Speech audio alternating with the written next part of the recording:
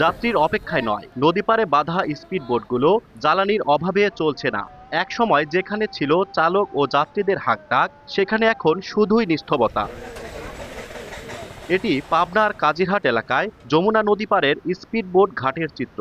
পাবনা ঢাকা যাতায়াতের সহজ পথ কাজিরহাট আরিচা নৌপথ, যেখানে 15 থেকে 20 মিনিটের মধ্যেই যমুনা নদী পাড়ি দিয়ে 3.5 ঘন্টায় পাবনা থেকে রাজধানী ঢাকায় যাতায়াত করা যায়। কিন্তু জ্বালানি তেলের সংকটের কারণে ঘাটে নোঙর করে আছে অধিকাংশ দ্রুতগতির নৌযান। কর্মহীন হয়ে পড়েছেন এ পেশার সঙ্গে সংশ্লিষ্টরা। টিকিট নিয়েছি, কিন্তু এখন কখন বোট ছাড়বে সবকিছু অনিশ্চয়তার মধ্যে ভুগতেছি। ঘন্টার পর ঘন্টা অপেক্ষা করতে হয়, স্পিড বোট পাওয়া যায় না, স্পিড বোট সময় মতো ছাড়ে না।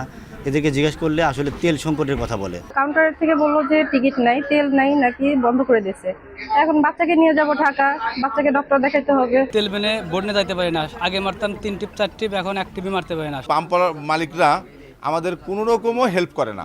স্যার 3 দিন 4 দিন পর পর আসে তেল দেয়, আমরা ওই তেলেই 3-4 দিন চালাই। ইতিমধ্যে প্রতিকার চেয়ে জেলা প্রশাসকের কাছে লিখিত অভিযোগ দিয়েছেন ইউএনও। বরাদ্দ চেয়ে মন্ত্রণালয়ে চিঠি দিয়েছেন জেলা প্রশাসক। যে পরিমাণ তেল তারা বরাদ্দ পায়, তাদের এটা সংকটের কারণে সব তেল সরবরাহ করতে তাদের সমস্যার সম্মুখীন হয়। বরাদ্দর পরিমাণ বৃদ্ধি করলে এই সমস্যার সংকট হয়তো কেটে যাবে। আমরা চিঠি পাঠানোর ব্যবস্থা করছি। ঘাটের অর্ধশতাধিক স্পিডবোটে প্রতিদিন জ্বালানি হিসাবে পেট্রোলের প্রয়োজন হয় অন্তত 1000 লিটার। সবুজ মোল্লা, সময় সংবাদ, পাবনা।